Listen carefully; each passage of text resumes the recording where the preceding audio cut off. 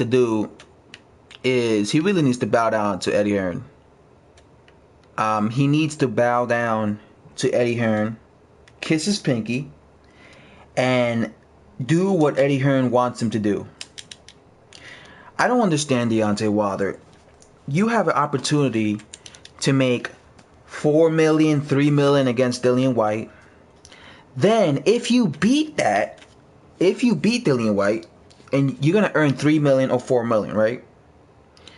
That's gonna, and let's say you go to England, because the only thing Eddie Hearn wants you to do, Deontay Wilder and his fans, the only thing Eddie Hearn wants you to do is he wants you to win a credible fight to have some more recognition, right? Because he realizes that you can't even sell out Bama. He realizes that you're not a big name like that. He realizes that the only guys who really know who you are people in the YTBC. He realizes this. So, he wants you to get that credible win. AJ, a lot of people know who Dillian Whyte is. Now, you guys know me. I think Dillian Whyte is not as good as people think he is. But people know who Dillian Whyte is because Dillian Whyte was in two big fights. They weren't mega fights. Like, to me, the Derek Chisora wasn't a mega fight. But that was a mega fight in the UK. Because it was a big deal for UK boxing fans. And he was definitely in a mega fight with Anthony Joshua. So, Dillian Whyte isn't the best heavyweight, but he's a known heavyweight, and he's definitely a heavyweight that people will get credit for beating. Eddie Hearn simply wants you to fight Dillian Whyte in the UK, right? So let's say, and he'll give you $4 million. Let's say you go to the UK, you fight Dillian Whyte, and let's say you knock him out. Let's say you land that Hail Mary right hand, and you knock him out in front of, 20,000 UK boxing fans. And let's say you knock him out faster and in a better fashion than Anthony Joshua. Anthony Joshua took him 7 rounds to knock out Dillian Whyte. So let's say you do it in what? 3 rounds. Let's say in the 3rd round, you're behind on the scorecards and you land that right hand and it's over. Dillian Whyte's out. Right? Now, you just made Deontay Wilder versus Anthony Joshua even bigger. You just made it even bigger because now those UK boxing fans are going to be like, oh shit. They're going to be comparing, especially those casual UK boxing fans, they're going to be comparing your performance against Dillian Whyte with AJ's performance against Dillian Whyte. And they're going to be like, oh shit, this Wilder guy, this Yank, this American, because you know UK boxing fans be calling us Yanks. But this Yank, he did a better freaking job than fucking... Can you help me, this dude? He did a better freaking job than Anthony Joshua. And then they're going to really be interested in watching you. And then they're going to really be interested in watching Deontay Wilder versus AJ. And get this. Now you're going to get paid even more money because now you just made the fight even more appealing. You just made it that more appealing. You just made people want to see it that more. So now you would have received like $3-4 million against Dillian Whyte, right? You would have received that type of bread, that type of cheese, that type of dough against Dillian Whyte. And then, on top of that, you would then be fighting Anthony Joshua, and you would have made what? An extra... I don't know how much you're going to get paid with AJ, but I would imagine you would get paid a lot of money. I think you deserve $2 million. But let's say you get $15 million. So let's say you would have made Dillian Whyte against Dillian Whyte $4 million, and then you faced Anthony Joshua. and you get paid freaking $19 million or $15 million. In total, you would have gotten what? 19 plus pay-per-view buys, like $20 million. And imagine it, and that's just gonna make your record look better because imagine if you beat Dillian Whyte and knock him out, make that $4 million. Then you fight Anthony Joshua, and let's say you get past him. I think you're gonna lose to him, but let's say you get past him, Wilder. Now you would have made a total of like $20 million, right?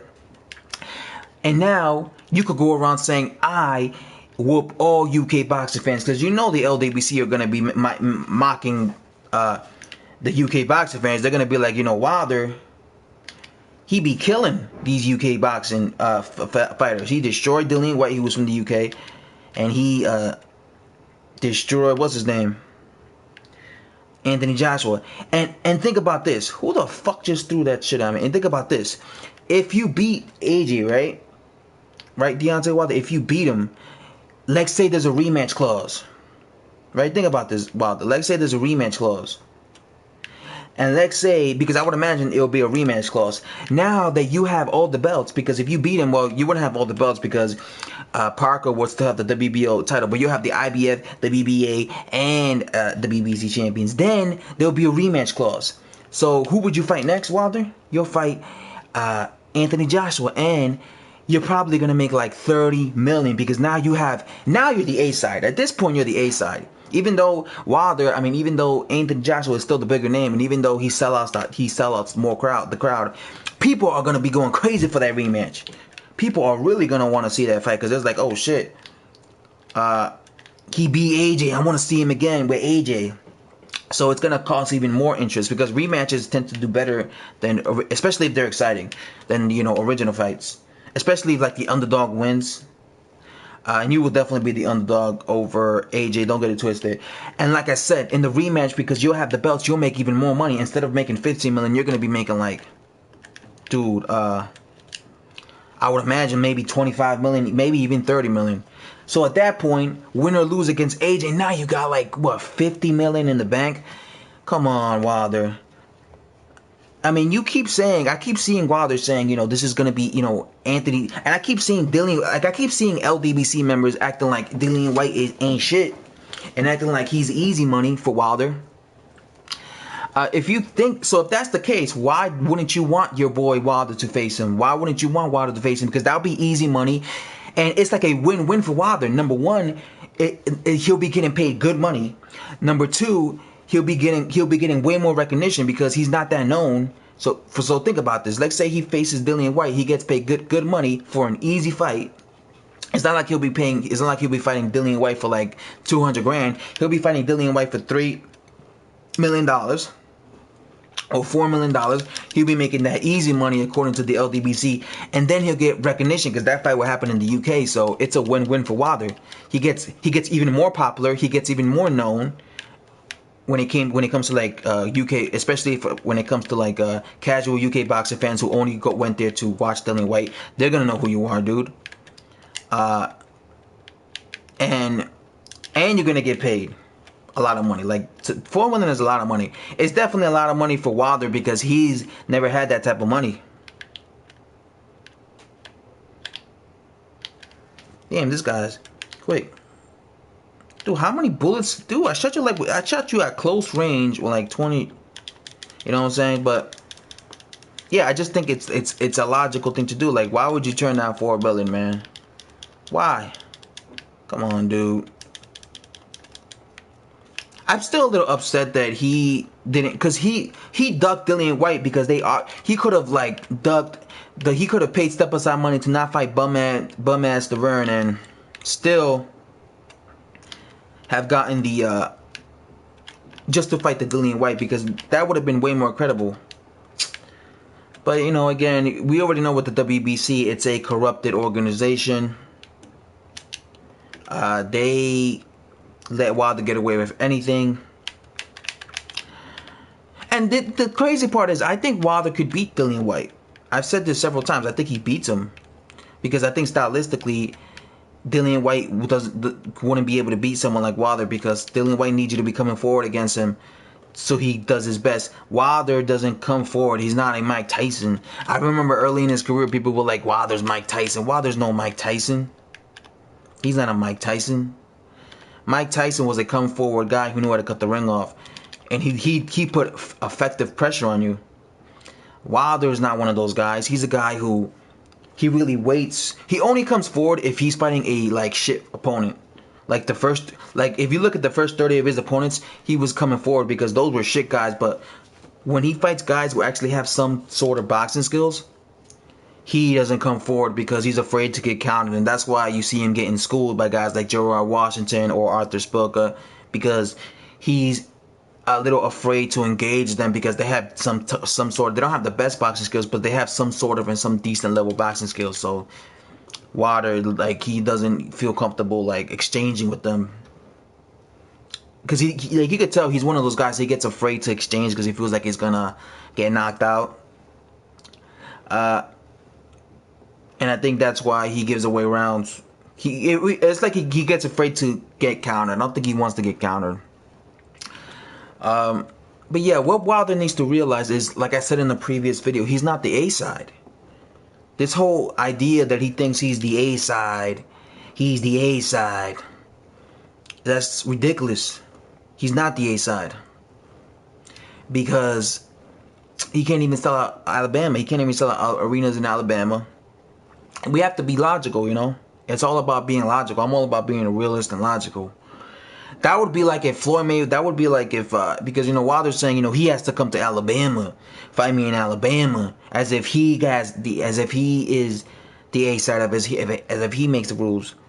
That would be like if Andre Ward, when he fought, when Andre Berto, when he fought Floyd Mayweather Jr., if he would have been like, listen, man, I'm the A side, I want to fight in Madison Square Garden, we're going to fight in California, we're going to fight in